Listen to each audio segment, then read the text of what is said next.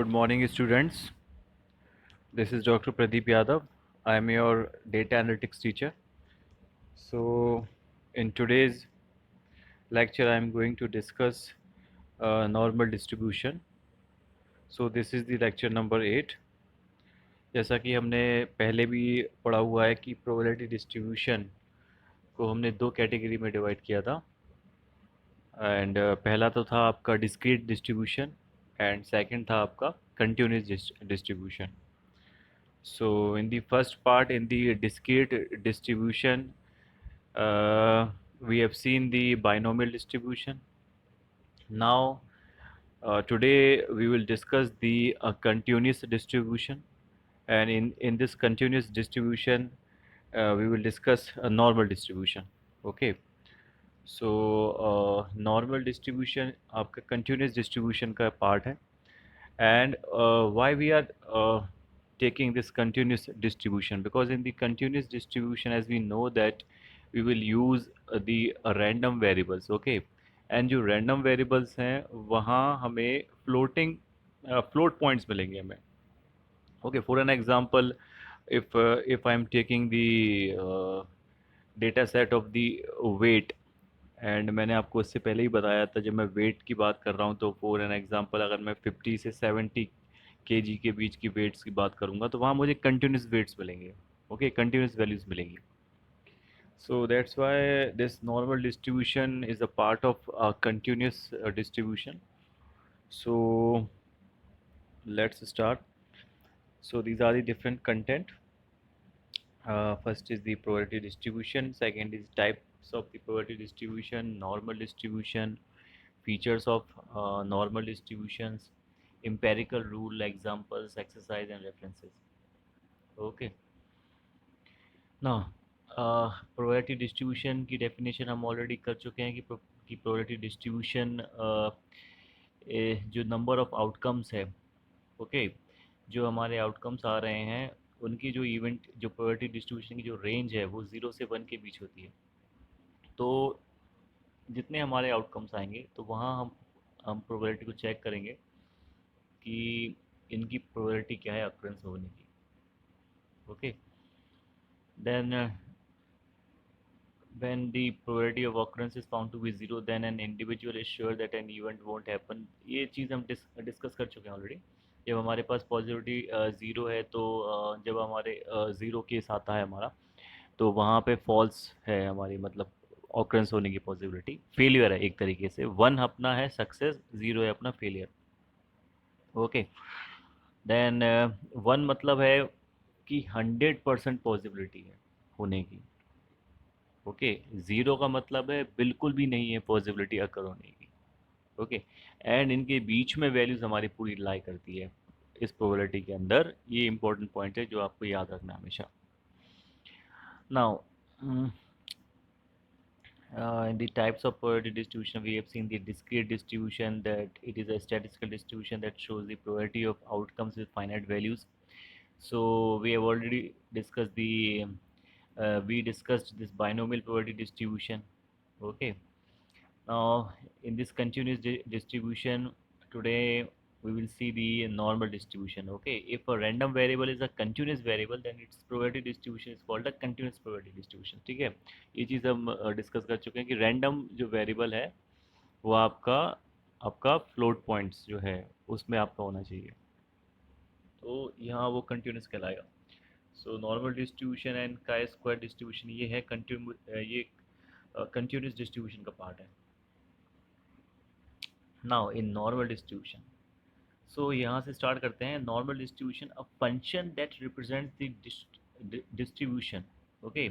और किस टाइप का डिस्ट्रीब्यूशन होना चाहिए, वो आपका कंटिन्यूस डिस्ट्रीब्यूशन होना चाहिए of many random variables as a symmetrical bell shaped graph.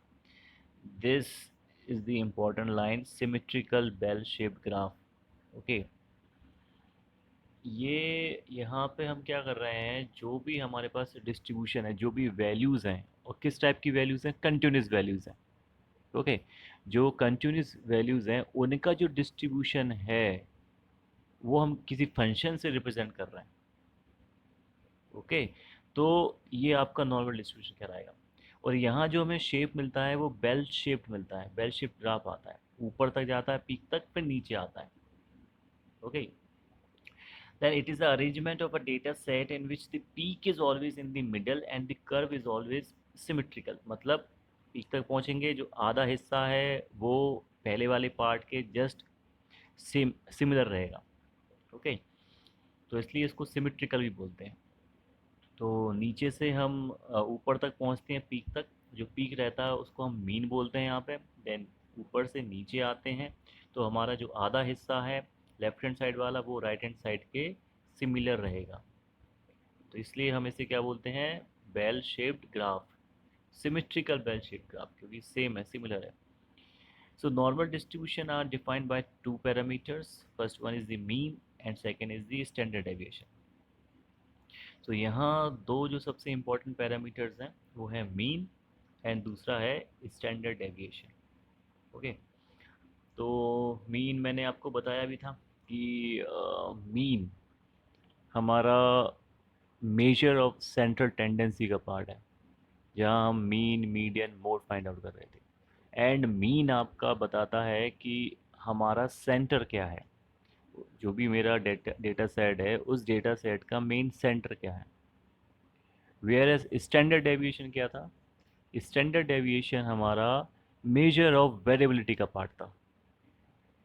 किसका पार्ट था, मेजर ऑफ वेरिएबिलिटी, जहाँ हमारे रेंजेस आ रही थी, जहाँ हमारी वैल्यूज़ वेरी कर रही थी। कैसे कर रही थी कि हमारी कुछ वैल्यूज़ तो मीन के बहुत पास हैं, कुछ वैल्यूज़ बहुत स्प्रेड आउट भी हैं, फैली हुई हैं अलग अलग जगह, तो वहाँ डिस्पर्शन था वैल्यूज़ में। ओके, तो मेजर ऑफ वेरिएबिलिटी में हम सेंटर पे फोकस नहीं करते हैं, हम कहाँ फोकस करते हैं, हम करते हैं कि वैल्यूज़ कितनी स्प्रेडेड है।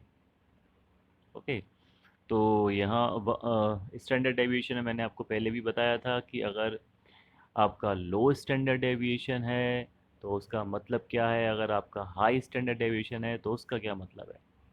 अगर आपका लो स्टैंडर्ड डेविएशन है तो मतलब है कि सारी वैल्यूज़ मीन के बहुत क्लोज हैं। Are you getting my point. और अगर आपका हाई स्टैंडर्ड डेविएशन है इट मीन्स आपके मीन से वैल्यूज़ काफ़ी दूर दूर हैं। ओके, सो वहाँ वैल्यूज़ आपकी काफ़ी फैली हुई हैं। ठीक, चलिए आगे बढ़ते हैं। Normal distribution in this graph three curves are given. आप देख सकते हैं कि यहाँ आपके जो कर्व्स हैं वो गिवन है, तो मैं यहाँ इनको मार्क कर देता हूँ। This is the A curve and this is the B and this one is the C. Okay, दोबारा से नोटेशन से, this is the B and this one is the C. Okay, so यहाँ ज़रा ध्यान से देखिए, फर्स्ट जो हमारा कर्व है, ए जो कर्व है, वहाँ हमारा जो नॉर्मल डिस्ट्रीब्यूशन है, आप एग्जैक्टली सबसे पहले पीक तक पहुँचा, देन उसके बाद नीचे आया, तो जो मीन है उसका आप देख सकते हैं वो सबसे हाई है।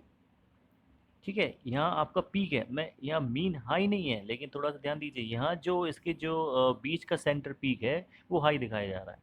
ओके, लेकिन इस केस में इस ए केस के अंदर आपका जो मीन है यहाँ सबसे कम है।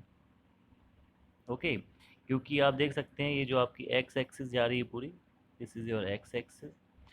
सो यहाँ जो मीन है इस जगह पे वो काफ़ी कम है।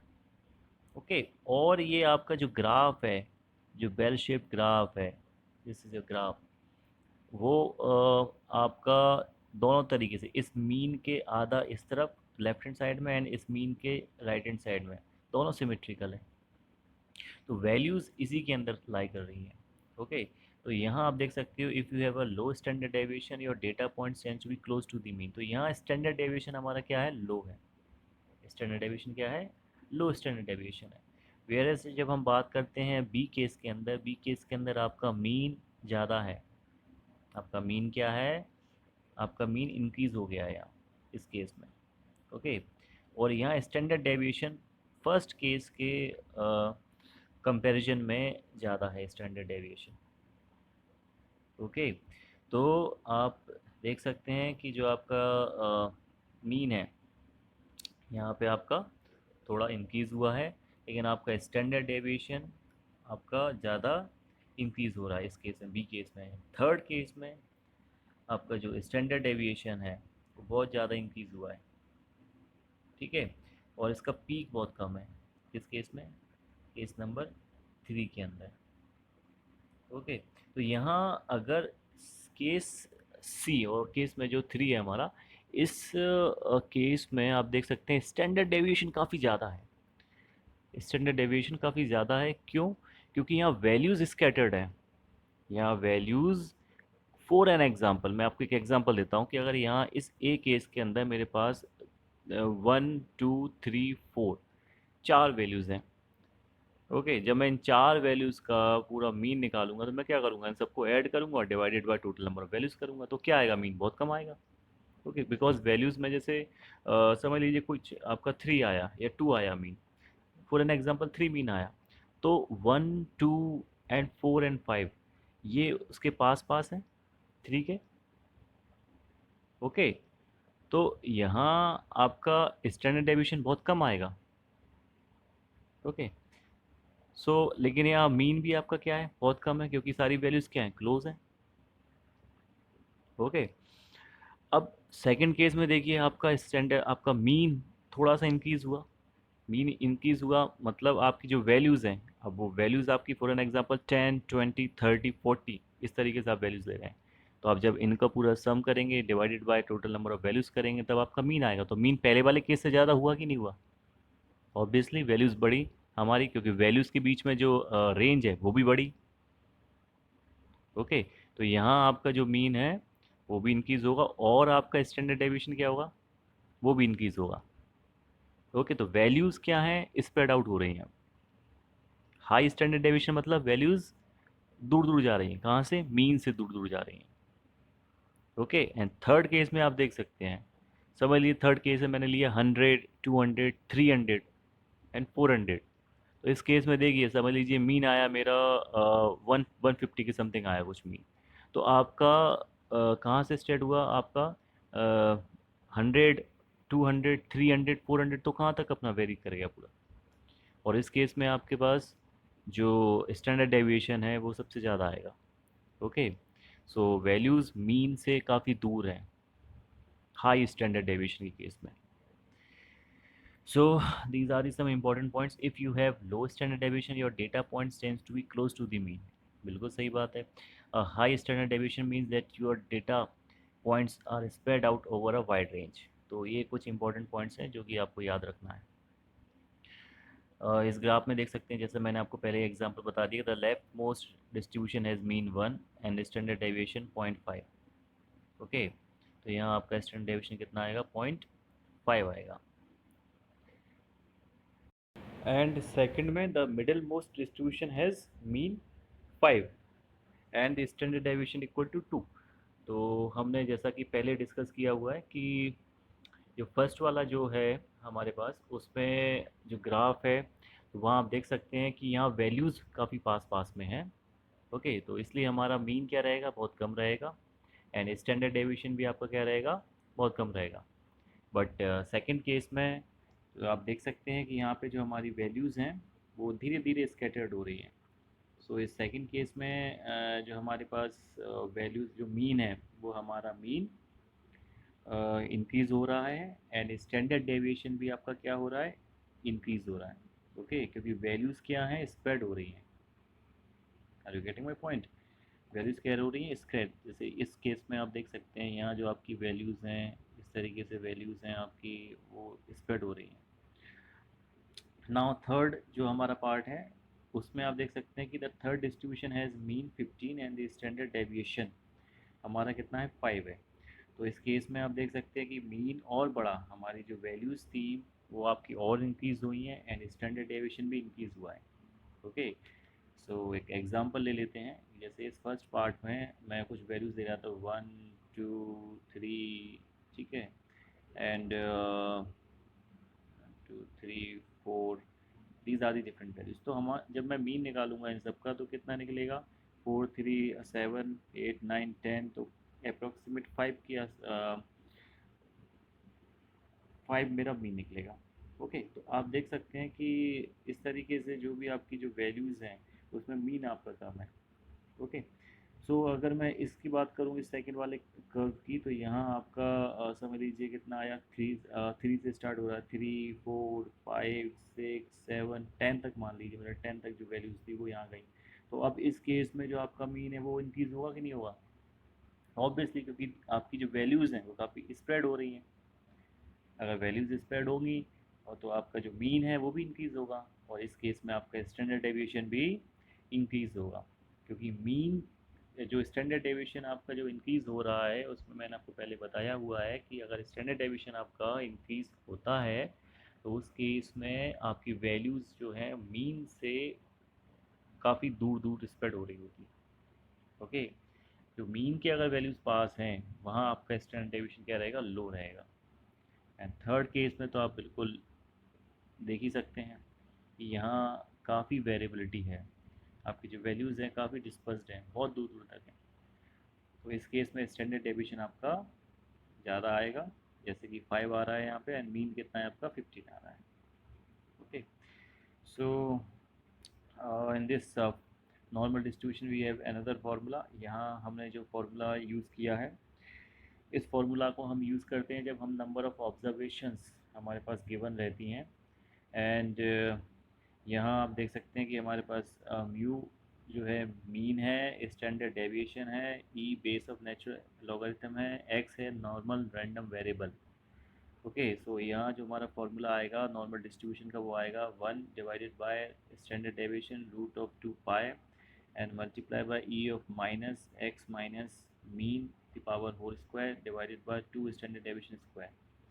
So this is the formula for normal distribution. Okay, so हम इस फॉर्मूले की हेल्प से कुछ न्यूमेरिकल सॉल्व करेंगे आगे चल के।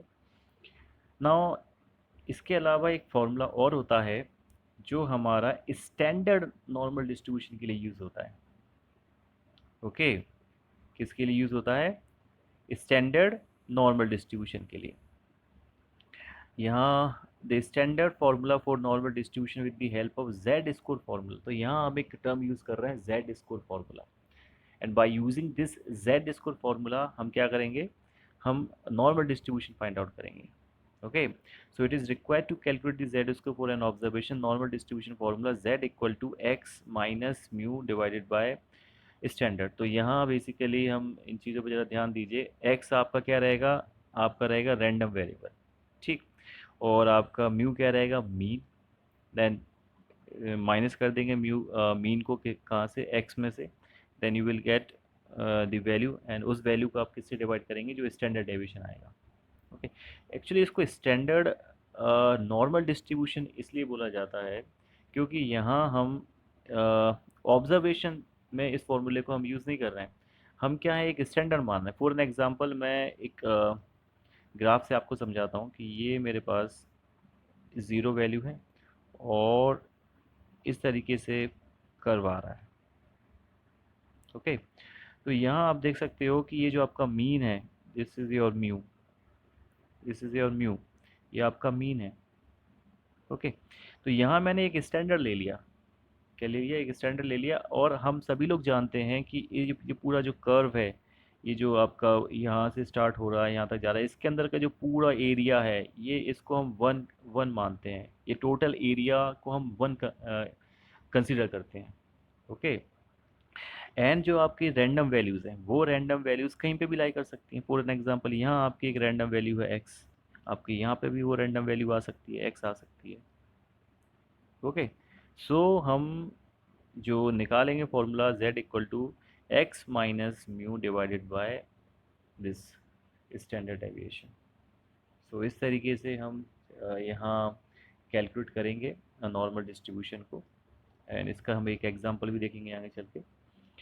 सो इसके बाद हम आगे बढ़ते हैं, features of normal distribution. Normal distributions are symmetric around their mean, this is the first point, and the mean median mode of normal distributions are equal. This is the most important point, this one। कई बार पूछा भी गया है कि questions कई बार आए हैं, इसके इंटरव्यूज में क्वेश्चन पूछा गया कि नॉर्मल डिस्ट्रीब्यूशन में मीन मीडियन मोड इक्वल है या नहीं है। ओके, सो आपको पता होना चाहिए कि यहाँ पे मीन मीडियन मोड तीनों इक्वल रहेंगे। तो यहाँ हमने पीछे देखा कि जो आपका म्यू है, अगर मैं यहाँ इसको ज़ीरो कंसिडर कर रहा हूँ तो ये आपका मीन भी है, ये आपका मीडियन भी है, ये आपका मोड भी है। ओके, सो जो आपका मीन मीडियन मोड वो आपका क्या रहेगा, ज़ीरो रहेगा।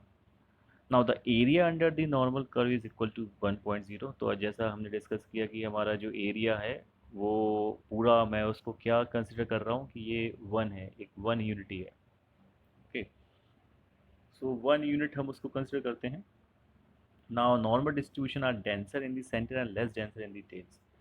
सो जो नॉर्मल डिस्ट्रीब्यूशन है, एज वी कैन सी, यहाँ डेंसर है सेंटर में, बट ये यहाँ आपका लेस डेंसर रहता है टेल्स पे। These are the different tails, ये दो टेल्स हैं। ओके, सो ये आपकी टेल्स हैं इस पार्ट में, ये आपका यहाँ लेस डेंसर है। So normal distribution are defined by two parameters, mean and standard deviation. So this is the important point, क्योंकि नॉर्मल डिस्ट्रीब्यूशन में हमारी दो इंपॉर्टेंट चीज़ें हैं, एक है मीन, दूसरा है standard deviation. Okay, and in दोनों के बीच में रिलेशन हम जानते ही हैं। अगर आपका मीन एंड जो स्टैंडर्ड डेविएशन है अगर हाई है, तो इसका मतलब है कि आपकी वैल्यूज़ काफ़ी वेरी कर रही हैं। ओके, अगर आपका high, if you are taking the standard deviation as high, so in that case we can understand that the values are spread out from the mean. Okay, so uh, these are the different features of normal distributions. Now uh, another name of, okay, so this is the another slide, and in this slide uh, I've mentioned this thing, empirical rule। ये जो empirical rule है ये बहुत important topic है, because जब हम inferential statistic पढ़ेंगे आगे चल के, तो वहाँ हाइपोथेसिस टेस्टिंग आएगा। ओके, और जो हमारे कुछ प्रिडिक्शंस होते हैं वहाँ हमारा ये एम्पेरिकल रूल काफ़ी काम आता है। बट एम्पेरिकल रूल में पहले हमें कुछ चीज़ें समझनी है कि एम्पेरिकल रूल होता क्या है। सो एम्पेरिकल रूल में हम क्या करते हैं कि हम तीन कैटेगरीज लेते हैं। एक होती है 68%, दूसरी रहेगी 95% और थर्ड रहेगा आपका 99.7%, अप्रॉक्सीमेट टू 100। ओके, सो पहले इसको जरा पढ़ लेते हैं कि these values are shorthand use to remember the percentage of values that lie within a band around the mean in a normal distribution with a width of 2, 4 and 6 standard deviation. More accurately, 68.27, 95.45, 99.73 of the values lie within 1, 2, 3 standard deviation of the means respectively।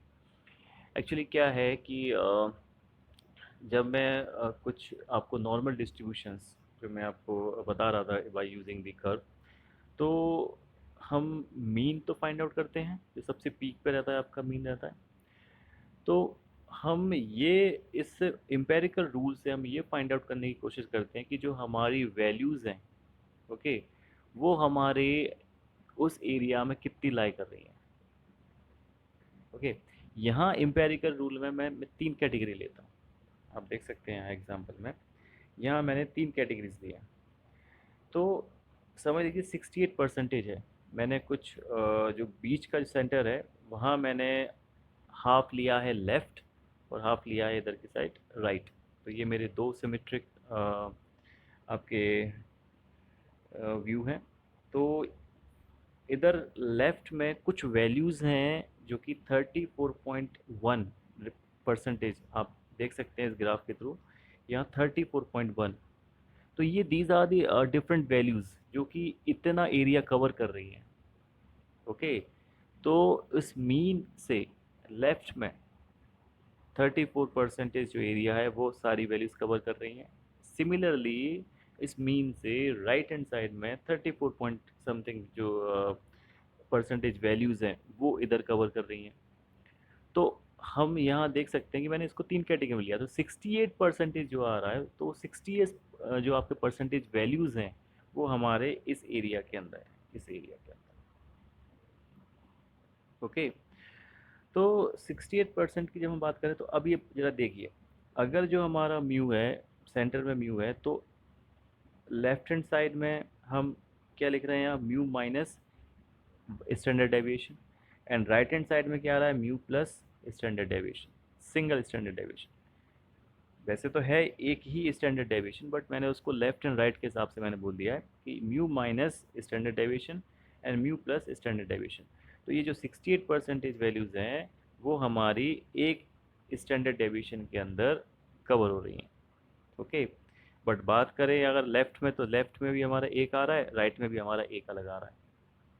Okay, but जब मैं बात करता हूँ 95% की, तो आप देख सकते हैं 68 इसमें इंक्लूड हो जाता है, तो हमारे पास टोटल जो 13.6, जब मैं इसको ऐड कर देता हूँ 34 में, तो इतनी वैल्यूज़ जो हमारी हैं वो लेफ्ट हैंड साइड में इंक्लूडेड है।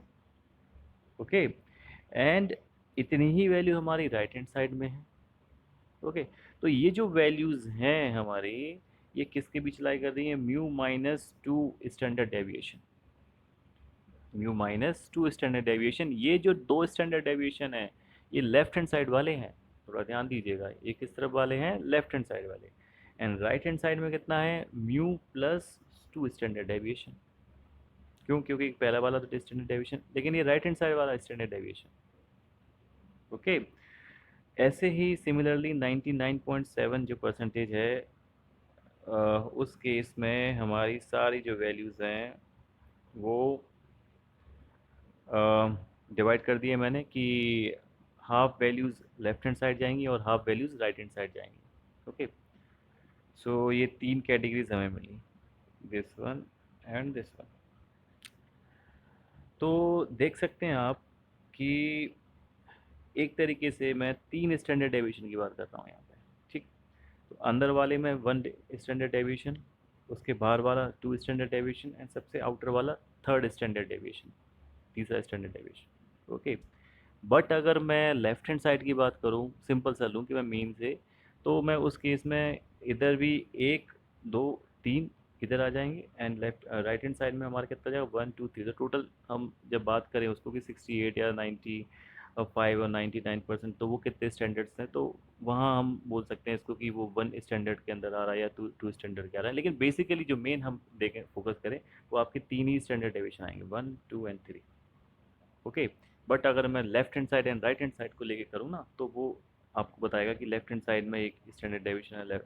तो इस तरीके से इन चीज़ों को हम एक्सप्लेन करते हैं। तो ये जो एम्पेरिकल रूल है, अब सबसे इम्पोर्टेंट पॉइंट सुनिए। एम्पेरिकल रूल हमारा क्या बता रहा है कि हमारी जो सारी वैल्यूज़ हैं वो कितना एरिया कवर कर रही हैं। ओके, सबसे लास्ट में हम ये चीज़ देखेंगे कि 99 पॉइंट समथिंग, 99.7 परसेंटेज, मतलब सारी वैल्यूज़ हमारी इस नॉर्मल डिस्ट्रीब्यूशन के अंदर आ रही हैं, except point three, except point three.